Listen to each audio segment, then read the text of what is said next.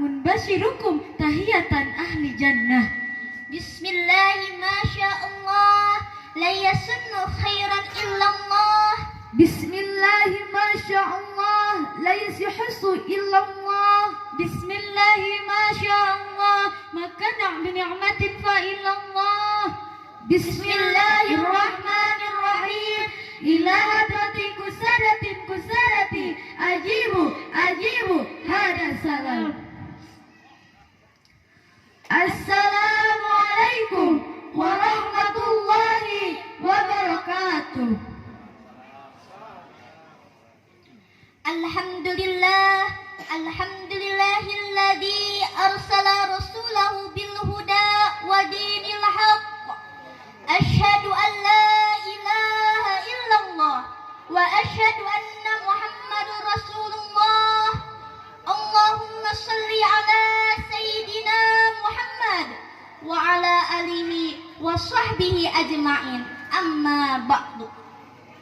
Bersyukur kita kepada Allah dengan mengucapkan alhamdulillah. Bersolawat kita kepada Nabi Muhammad sallallahu alaihi wasallam dengan mengucapkan Allahumma shalli wa sallim wa barik alaihi. Assalamu alayka Ya Rasulullah. Hadirin rahimakumullah, yang terhormat kepada keluarga besar pimpinan Pondok Pesantren RQ Ad-Darsiyah yang kami muliakan, yang terhormat kepada Bapak aparatur pemerintahan dari atasan hingga bawahan yang kami muliakan, yang terhormat kepada ibu-ibu, bapak-bapak, dan rekan-rekan kami sekalian yang kami muliakan. Hadirin rahimakumullah, pada tanggal 27 bulan Rajab, Nabi akhir zaman Al-Mustafa Muhammad sallallahu alaihi wasallam diisra mi'rajkan ke Sidratul Muntaha. Dari Masjidil Haram yang ada di Makkah Al-Mukarramah ke Masjidil Aqsa yang ada di Palestina, lalu naik ke Sidratul Muntaha, naik ke langit ketujuh dengan menunggangi buraq dan ditemani oleh malaikat Jibril. Maka pada kesempatan ini izinkan kami mengisyaratkan sebuah tema yang berjudul Hikmatul Isra bainal Makkah was sama. Artinya hikmah Isra antara Makkah dan langit. Hadirin rahimakumullah, Allah Subhanahu wa taala berkalam dalam surah Al-Isra ayat 1 berikut ini. A'udzu billahi minasy syaithanir rajim. Bismillahirrahmanirrahim. Subhanalladzi asra bi'abdihi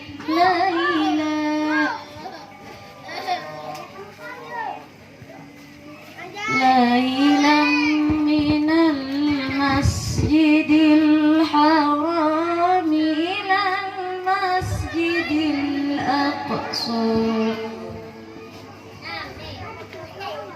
ilal masjidil aqsa alladzi barakna hawlahu linuriyahu min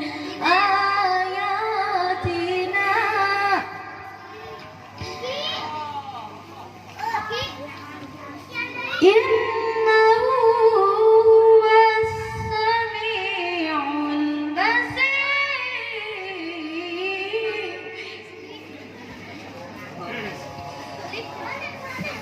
Innahu huwas sami'ul basir.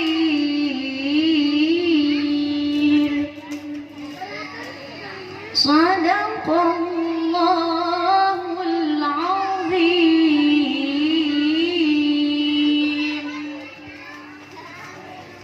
Aku berlindung kepadamu ya Allah dari godaan syaitan yang terkutuk, dengan menyebut namamu ya Allah yang maha pengasih lagi maha penyayang.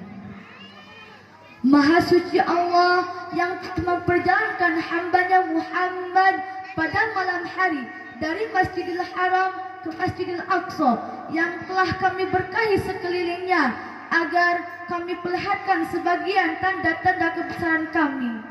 Sesungguhnya Dia Maha mendengar lagi Maha melihat. Maha benar Allah dengan segala firman-Nya.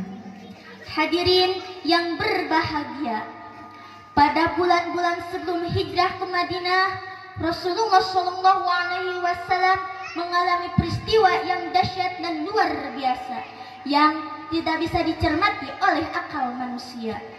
Tidak hanya bagi anak SD, bahkan orang tua pun dengan IQ yang luar biasa tidak bisa mencerna peristiwa satu malam Nabi yang dengan mukjizatnya itu. Beliau berjalan dari Masjidil Haram yang ada di Mekah Al-Mukarramah ke Masjidil Aqsa yang ada di Palestina. Hadirin, kira-kira berapakah jarak antara Masjidil Haram ke Masjidil Aqsa? Apakah 5 langkah saja? Ataukah dari sini sampai Warung Bu Siti? Ternyata kalau kita bertanya kepada Google, jarak antara Masjidil Haram ke Masjidil Aqsa yaitu 1,5 km. Subhanallah. Bisa ditempuh dengan pesawat jet 1 malam saja.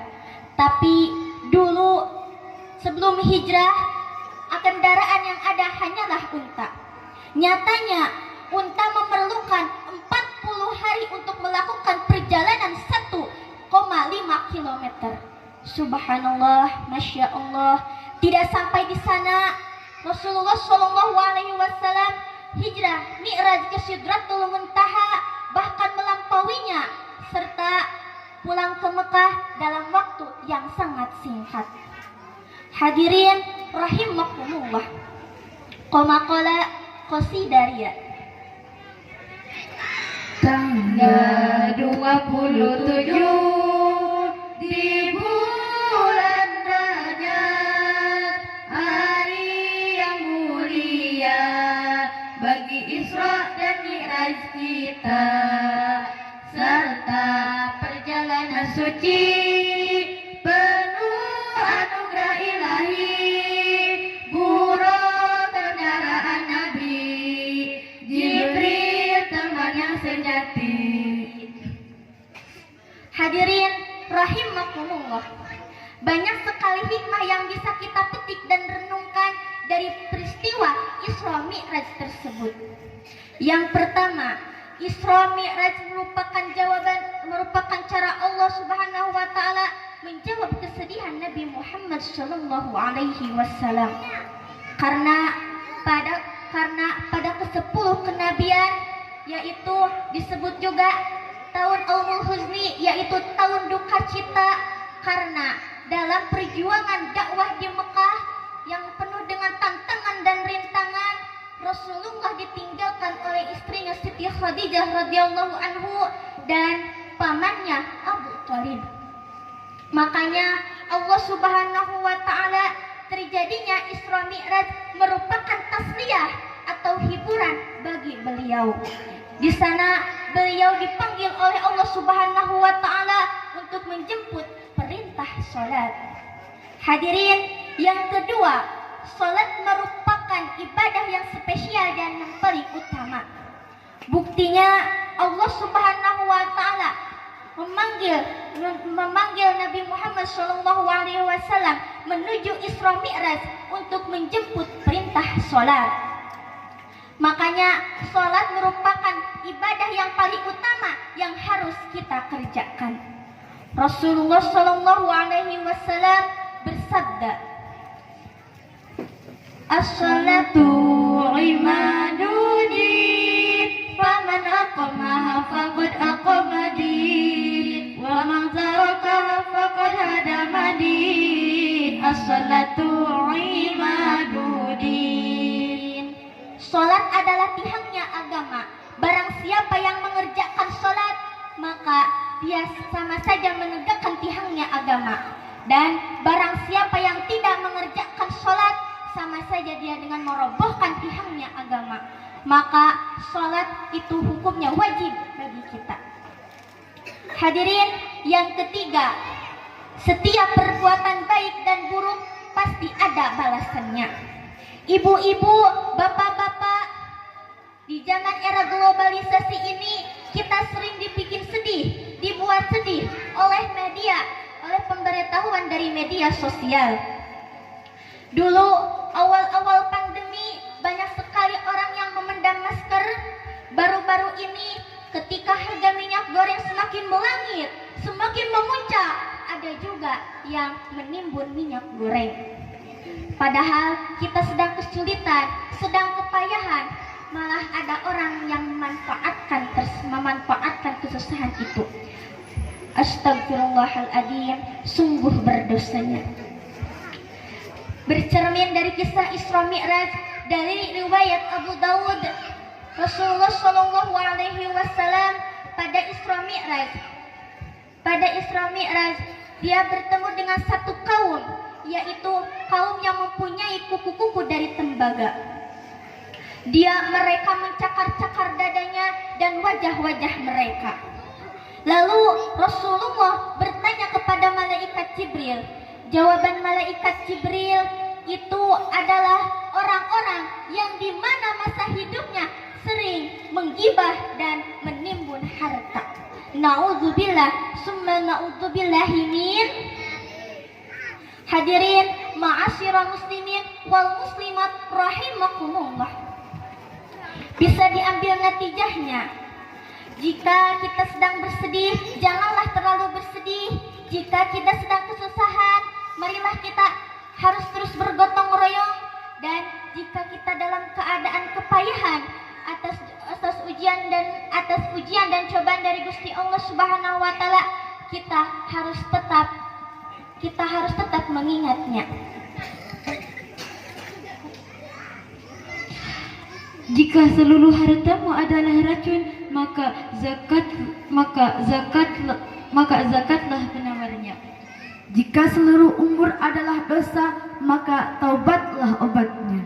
Jika semua bulan-bulan adalah noda, maka